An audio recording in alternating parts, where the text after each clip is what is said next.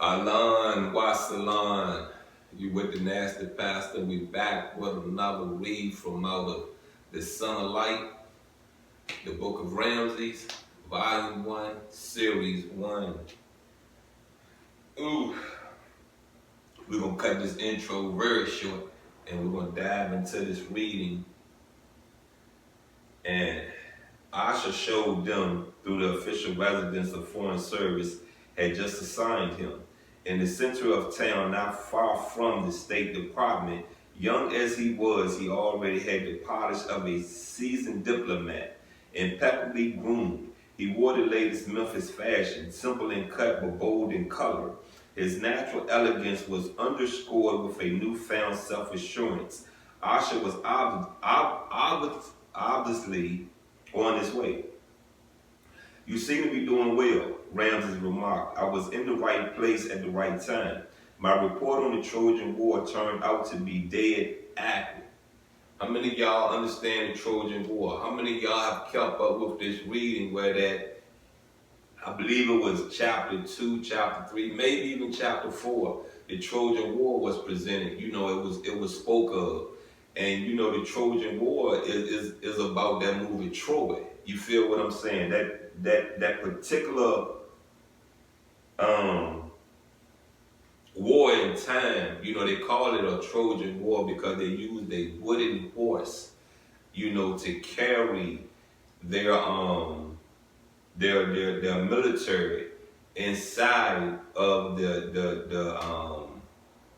people of Troy castle. You feel what I'm saying?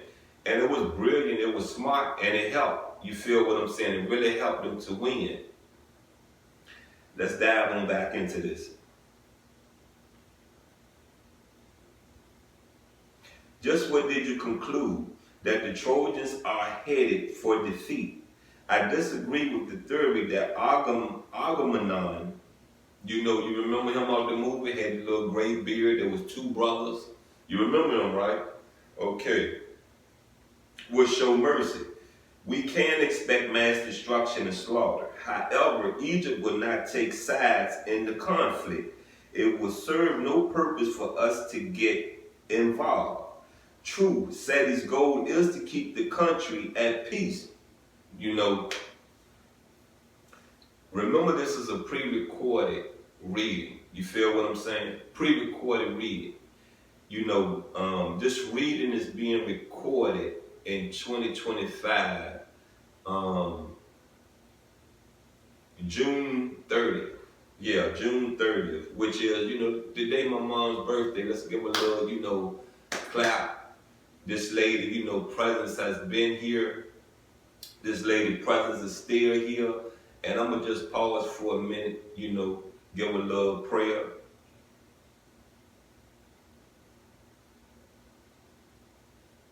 Look, you know, we're looking at right now, if you remember, you know, this year, this date I'm giving you is that the Iranians and Israel, you know, they're at war with each other. You feel what I'm saying? Yeah, they're at war with each other. And it's a war where that, once again, America is stuck in it. You feel what I'm saying? Stuck in it.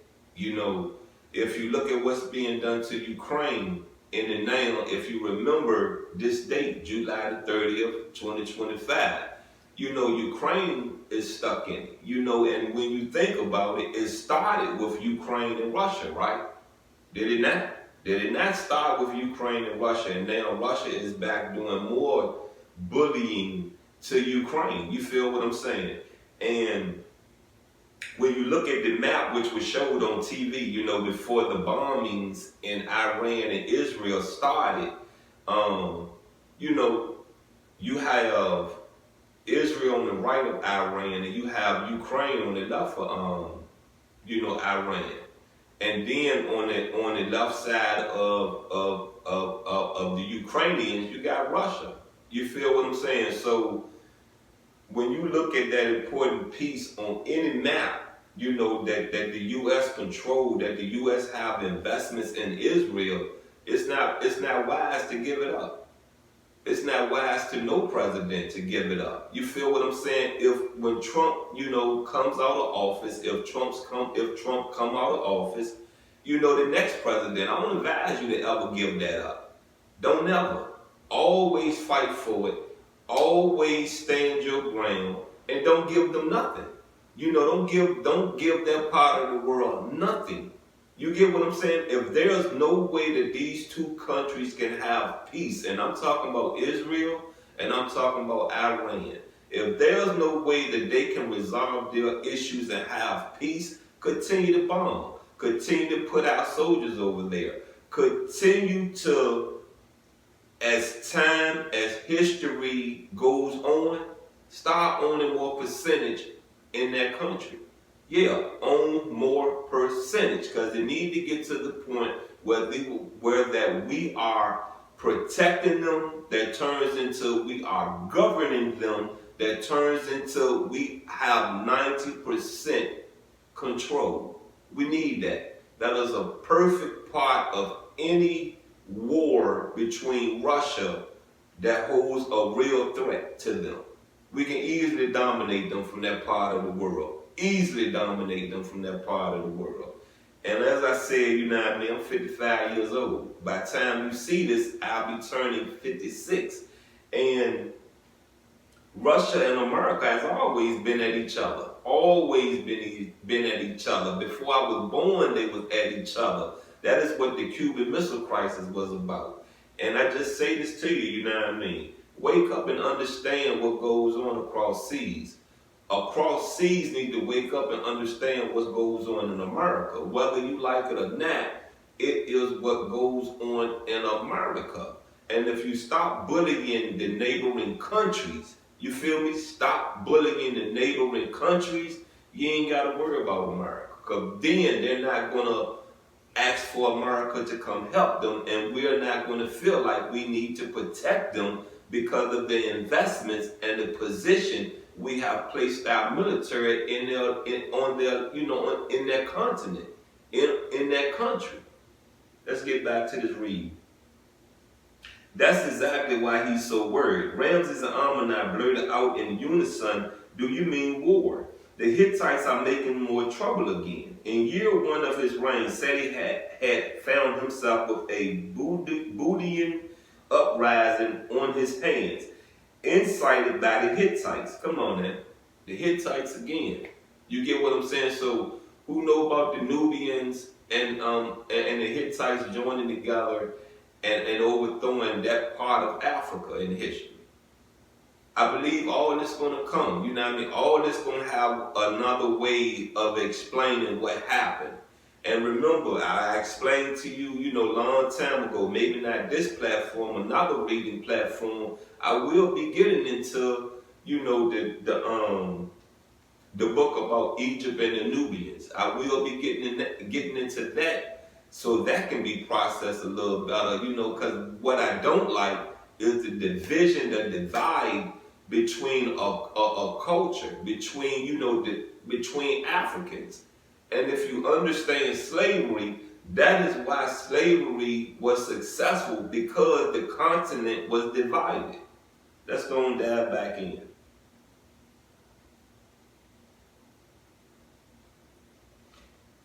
Incited by the Hittites, they had invaded Palestine and proclaimed an independent kingdom. Bloody factional fighting ensued. Once it settled down, Pharaoh led a campaign to pacify Canaan,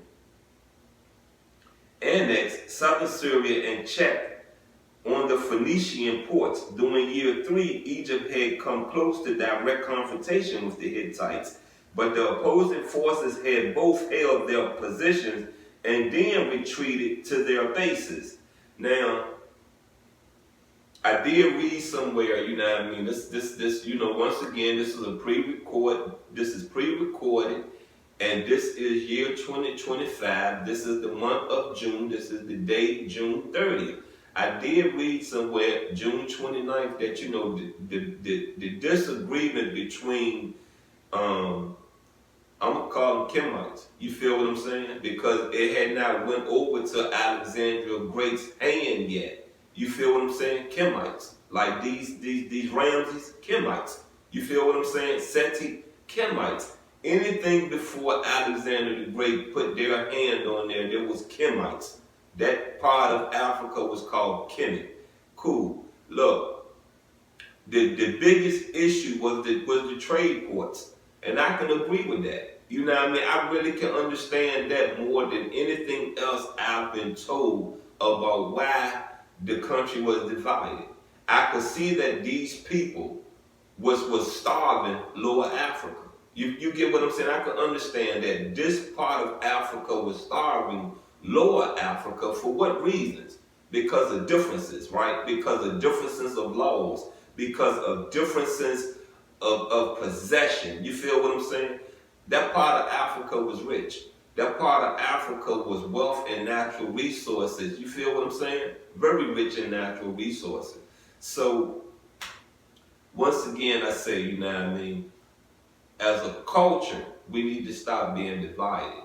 As a culture, we need to really understand how this side of this culture live towards this side of this culture live and come in the middle. You feel me? Come in the middle and say, okay, we can live with that. Okay, we can live with this. If you go back to the Iran and Israel war, those are Jews. They are Jews fighting against Jews. If you look at history, you look at Cain and Abel, two Jews. If you look at Lot and Abraham, two Jews. If you look at the battle of what they call Babylon, Sodom, and Gomorrah, it was a battle between Jews. And okay, cool, the Persians came in.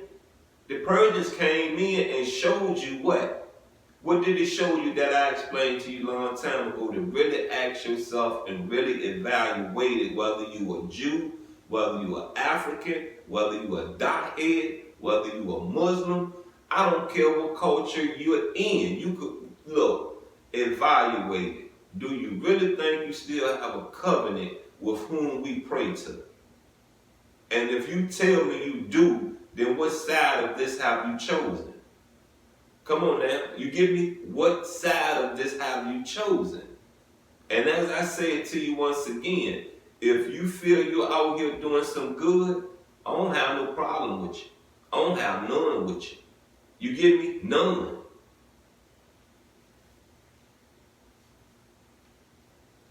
What do you know for sure?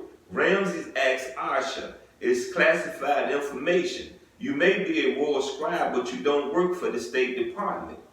With his right index finger, Asha smoothed his impeccably trimmed little mustache. Ramses thought he might even be serious until he saw the teasing in his friend's bright eyes. The Hittites are causing us trouble in Syria. Asha informed them. Certain Phoenician princesses, for a tighter consideration, are willing to take their side. The king's military advisors recommend a rapid strike, and the last I heard said he agreed with them. Will you be sent on the expedition? No. What's the matter? Not enough friends in high places. Not exactly. Asha's fine face tensed slightly, as if Ramses had finally gone too far. I've been given another mission. What kind? I can't say. And this time I mean it. A secret mission, exclaimed Amunah. Fascinating, but won't it be dangerous? I serve my country. You really can't tell us. I'm leaving for the south. Don't ask me anything more. Now, where is he going? Okay, they're in Africa. They're in upper, Kemet. They're in upper Egypt. Where is he going? South. To do what? Once again, we know that the Nubians are set off to the what? The what? What would that be? North, south, east, west. I think they're more west-south. You got what I'm saying? If I'm correctly, it's leaning towards, over there where would it be Nigeria? I believe the way it was set up back then is the Nubians are leaning towards more than Nigerians. You feel what I'm saying? If I'm wrong, put it in the comments. You feel what I'm saying? Please put it in the comments if I'm wrong. so I could do justice to where the Nubians was at in Africa. I don't want to put that out there wrong. I want to put that out there the right way. Let's proceed. Watcher knew when he was being spoiled, a lavish meal served in the queen's private garden. He licked to it gently to show his gratitude. Ramses chewed impatiently on a twig. He's a good dog. You're lucky to have him, son. Care for him well. You wanted to see me, so here I am. How was your stay in Murrah? You always know everything. I'm supposed to be Pharaoh's eyes and ears. Do you have news for me? The chief of security did much better than I thought. They've made progress, but the news isn't good. The chariot driver is dead. His body was found in a deserted barn south of the city. Now we're going to pause this reading right there. And I just, want to say it to you once again, you know what I mean? History continues to repeat itself, and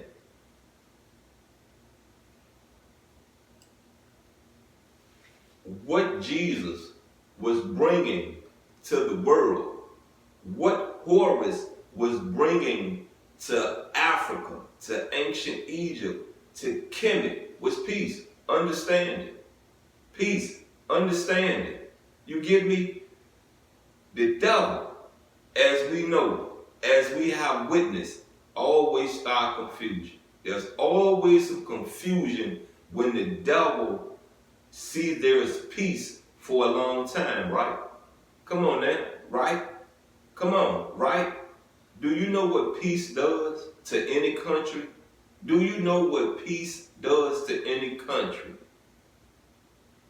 It brings wealth. It produces wealth. You get what I'm saying? It produces a military abundantly. You get me? If you look at these Asians, what it is, North Korea, is it Korea, or is it Japan? One of them have the biggest foot military out of all of these countries. What war do they ever get into? What do they ever get into, when you think about the Vietnam War, when you think about these World War II, you get what I'm saying? What have they gotten into? Nothing. They really have not spent a lot of money on nothing, especially on military. You get what I'm saying? Especially on military equipment. When I speak of equipment, I'm talking about guns. When I speak of equipment, I'm speaking of vehicles, jets, the metal for the bomb, the metal for the missiles and everything. The most thing they'll probably spend money on is upgrading the guidance systems of these missiles, upgrading the guidance system in these vehicles. You get what I'm saying? You get it. That ain't nothing but a motherboard with a chip on it. That don't cost much. That bubblegum money. You get me? Bubblegum money. But when you look at what goes on in America, and we're always protecting another country, and it seemed like for the last Desert Storm was in what, the 90s, late 80s, 90s. So it seemed like for the last, what, you get what I'm saying? We're talking about maybe 2-3 decades, or we just leaning on 2 decades. America has been beefing and has been at a constant battle with the Middle East. You get me? With the Middle East. Taking over Saddam Hussein's part of the world allowed us to position ourselves in the Middle East. All that the Bushes went through to get that. You get what I'm saying? To get that piece of board, don't you ever let that go. Don't you ever let it go. If you understand the Cuban Missile Crisis, to have set those missiles in Cuba, do you know what it would have did to America if one of them missiles would have been launched off and landed in America? Do you know what it can do? Do you know what it would have done? You've been with the Nasty Pastor. This has been another reading from Ramses, Volume 1, Series 1, The Son of Light. I'm out.